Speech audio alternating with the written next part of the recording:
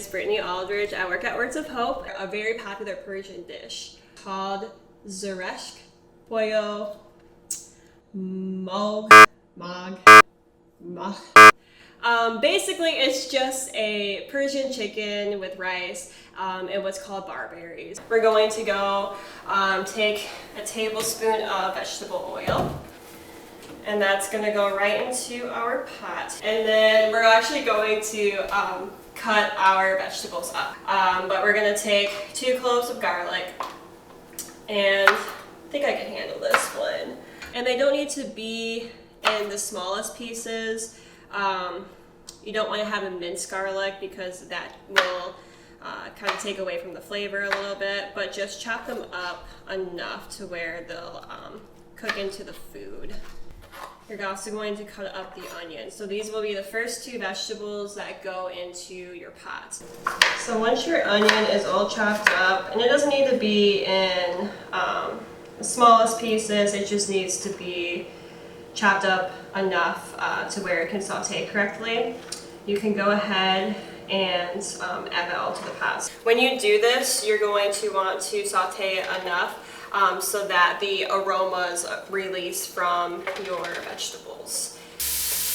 And then we're going to go ahead and we're going to add all of your dry ingredients and your tomato paste. So one of the ingredients that might be a little challenging to get in the store, especially in the United States, is saffron. Saffron is an optional piece. It definitely does kind of make the dish, but if you can't, turmeric is just fine. So we're going to go ahead, we're going to add a ½ teaspoon of our dry ingredients, which is your saffron, it'll be your salt and pepper, even ground cinnamon, which is a little unique, but it gives it a really nice flavor.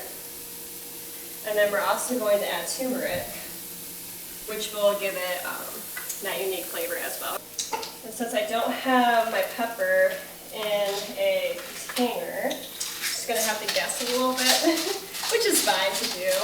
Totally fine. And then we're going to add the tomato paste, which if you have a 1 ounce, 1 16-ounce can, that would be great. If you have, 2 6-ounce cans, so that would be, your 12 ounces, that's fine as well. Okay, so once you add that, we're going to go ahead and also add about 1½ cups of water, and then we're going to mix everything up before we add the chicken.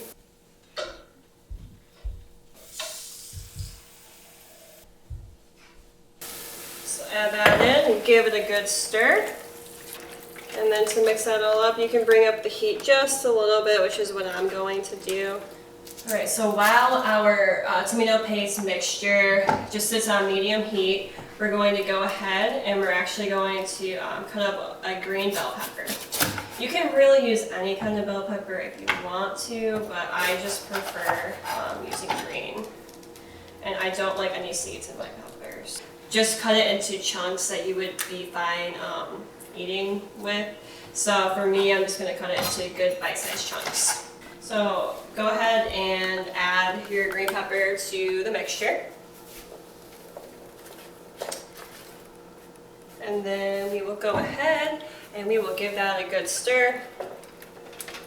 And then the final step for adding your ingredients is going to be to add the chicken, and then we're actually just going to cover the chicken with water. So we're going to add as much as we can cover the bottom here, and your chicken's going to be chicken thighs. If you want to have a really good authentic flavor for this dish, it'll be bone in and skin is off, so that way it'll soak in, and it actually might fall off the bone if you do it right. Alright, so once your chicken is in your pot, we're going to go ahead and we're going to add water until it covers the chicken.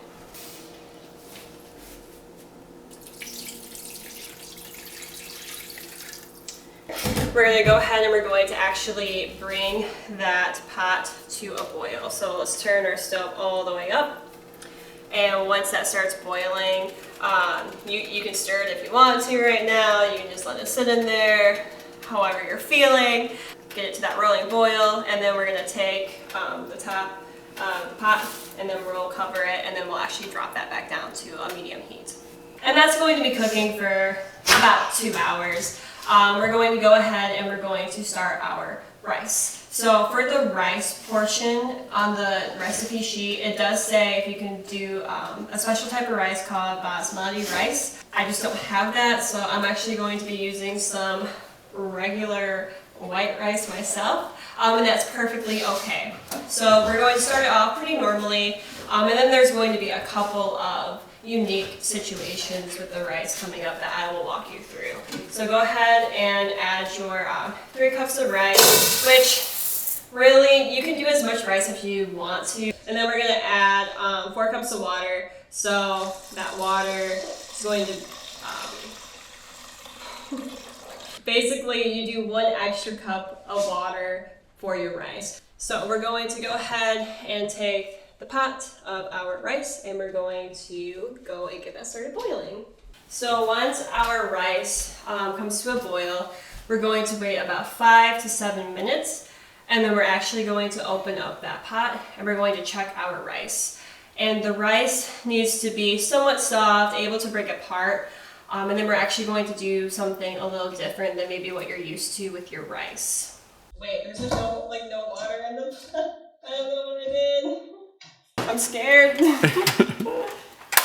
I think I burnt it. So I just realized that when I was sharing with you about how to make your rice, what you actually need for this specific rice recipe is actually 4 liters of water, which does seem like a lot, but if you want your rice to be that soft, special rice, like how they do in Iran, then yes, you do need to have 4 liters of water. So it would be 4 of these. So once we get through the process of boiling the rice, after 5 to 7 minutes, you're going to test it, and it just needs to be able to break apart a little bit, which you can kind of see.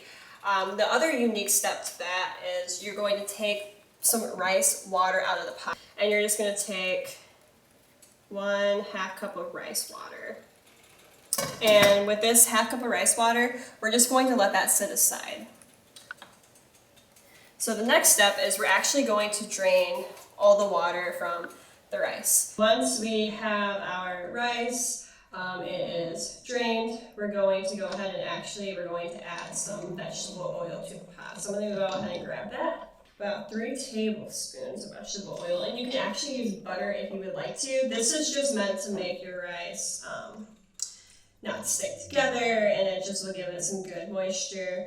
Once you do that, you can go ahead and add the rice back to the pot. And then give that a good stir. And then the next piece to this is actually adding the rice water. So this will go ahead and help to create some more steam back for when we have to do the last part to cooking the rice. So go ahead and add the rice water. You're just going to make a couple holes in that, and then we will go ahead and cover that back up. And then you're just going to turn that onto a low heat. And what we're looking for is for it to start steaming slightly.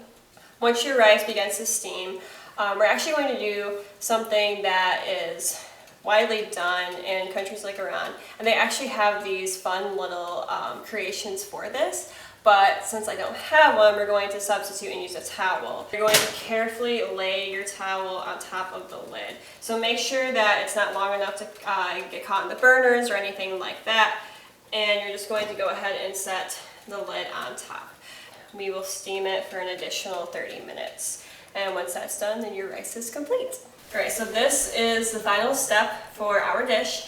Again, if you don't have these barberries, which again you can get off Amazon, you can just use dried cranberries instead. So we're going to use about a cup. You can use a little bit less if you want to save some, but we'll go ahead and put those in. And then we're going to just give them a quick rinse. The reason why, you just want them to be a little bit wet for when you put them into the pan. Use a slightly small saucepan for this part. And we're going to add butter, sugar, and saffron. So So for sugar, it's going to be about 2 tablespoons. The reason why we're adding sugar is actually because barberries are pretty tart, which is why cranberries are a good substitute, because it's one of the more tart berries that we can get here in the United States. And then for the saffron, if you do have it, if you don't, that's okay, you can skip this step. Just add a very small amount. So once your butter is melted is when we can add the barberries to this dish. And the reason why we want to add the barberries last is because they actually can burst and then they will stick to your teeth. So we don't want that to happen. It's very unpleasant. So once we add those, it's going to be a very, very quick stirring. Okay, so butter is melted. So I'm going to just drop the heat down, and then we're going to add the barberries. We're going to just go ahead and stir those for about 30 seconds up to about a minute. So once you pull off your barberries, you're going to actually just let these sit, and you're going to wait until your rice is complete. What you'll do is you'll actually just add these to the rice, and you'll just stir it all in, and that will complete the rice mixture for you. Once all of your pieces of the dish are complete, it should take about, like I said, 2 hours for the chicken. The rice should be done before the chicken's done, but you can do that berry rice mixture just to have that prepared. This is actually what mine looks like once it's complete. So yours might look a little bit different, but it should be pretty similar. But I hope that you've had a lot of fun making this dish. And I hope that you're excited to try something new, to share it with your friends and family. So let us know how yours turned out. We would love to see some pictures. Take a snapshot. You can send that to us via Facebook. Just let us know that you tried this out. And thank you so much for your support to Words of Hope. And we look forward to connecting with you in the future.